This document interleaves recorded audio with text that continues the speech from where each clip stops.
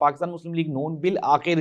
جو مخصوص نشستیں ہیں اس کے لیے نظر ثانی کی اپیل لے کے سپریم کورٹ آف پاکستان کے آئینی بینچ کے پاس پہنچ گئی. لیکن ناظرین آج ارلی مارننگ جسٹس منصور علی شاہ نے جو آئین کا آرٹیکل 181 ہے جس میں نظر ثانی کی جو اپیل جو پلی ہے وہ آپ نے بتانی ہوتی ہے، جسٹس منصور علی شاہ نے تفصیلی فیصلہ جاری کرتے ہوئے انہوں نے کہا کہ یا تو فیصلے میں کوئی سکم ہو جو نقطہ ایک مرتبہ ڈسکس ہو چکا ہو وہ دوبارہ ڈسکس نہیں ہو سکتا، اور اگر کوئی بڑا اعتراض ہو فیصلے میں تو نظر ثانی ہو سکتی ہے، ادروائز نہیں ہو سکتی. ساتھ ہی ساتھ میں آپ کو یہ بھی بتاتا چلوں کہ جو ججز ہیں جنہوں نے یہ فیصلہ دیا، منصور علی شاہ صاحب نے یہ بھی کہا کہ جن ججز نے جو اکثریتی فیصلہ ہے وہی ججز اپیل سن سکتے ہیں، ادروائز جو دوسرے ججز ہیں وہ اس اپیل کو نہیں سن سکتے. اب ہم آ جاتے ہیں، حکومت تو چلی گئی عدالت میں، سپریم کورٹ آف پاکستان میں جو حکومتی وکیل ہیں خواجہ حارث اور اس کے علاوہ جو الیکشن کمیشن آف پاکستان کے وکیل ہیں وہ چلے گئے سپریم کورٹ آف پاکستان میں، اپیل دائر کر دی گئی.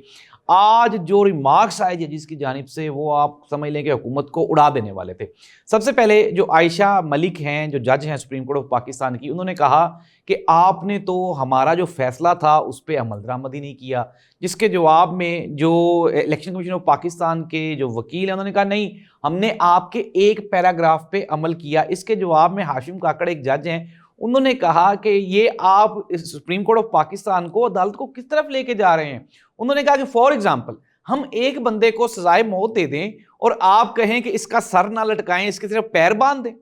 تو یہ کیسے پاسبل ہے، یہ کیسے ممکن ہے.